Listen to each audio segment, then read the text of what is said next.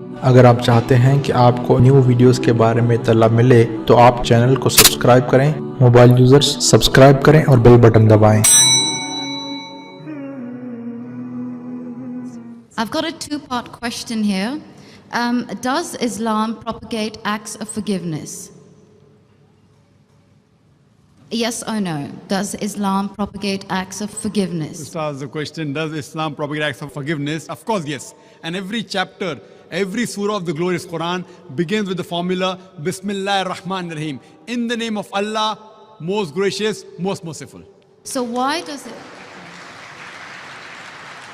Yes, sister. Second part of the question. And the second part of the question is, why does it permit? Why does Islam permit honor killings? Honor killing? Yes. What do you mean by honor killing, sister? Honor killing, the right to avenge your brother's blood in the name of Allah. It might be out of context, but I just need to know if there's an answer to this. If I get you mean honor killing means if someone kills any human being to take revenge? Yes. That's what you mean? Yes, because I've read a few books and a lot of the times people have said that they are allowed to kill their brother or to kill somebody else because their brother has been killed by another human being. This was also a good question, that if Islam propagates act of forgiveness, why does it permit honor killing? Yes. Why does it permit? That's a very good question.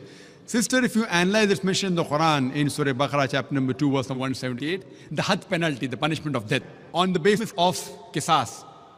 And Allah also says in the Quran, in Surah Ma'idah, chapter number 5, verse number 32, if anyone kills any other human being, whether it be Muslim or non-Muslim, unless it be for murder or for creating mischief in the land, it is as though he has killed the whole of humanity. So as a general rule, if any human being kills any other human being, it is as though he has killed the whole of humanity, except under two circumstances. Unless it is for murder or for creating mischief in the land.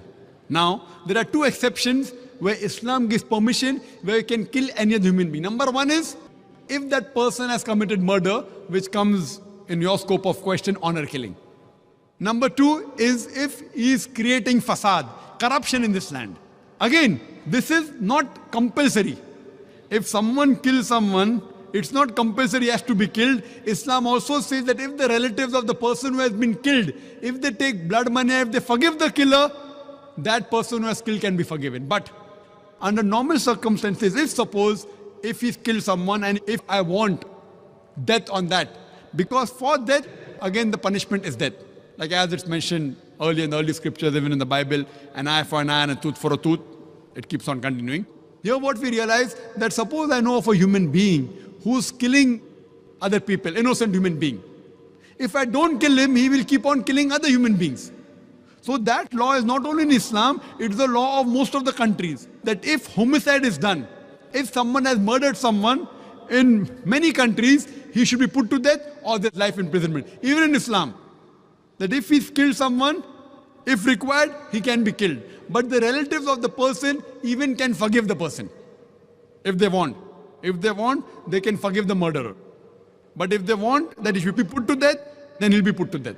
And the second case where a person can be killed is if he's causing corruption in the land. For example, if someone is committing rape. Now rape is nothing but causing corruption in the land.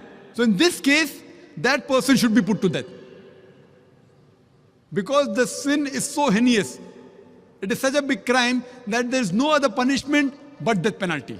And I have asked this to many non-Muslims, that God forbid, if someone rapes your mother, and if you are made the judge, and if the rapist is brought in front of you, what punishment will you give him? And 100% of the non-Muslims, they told me that we will put him to death.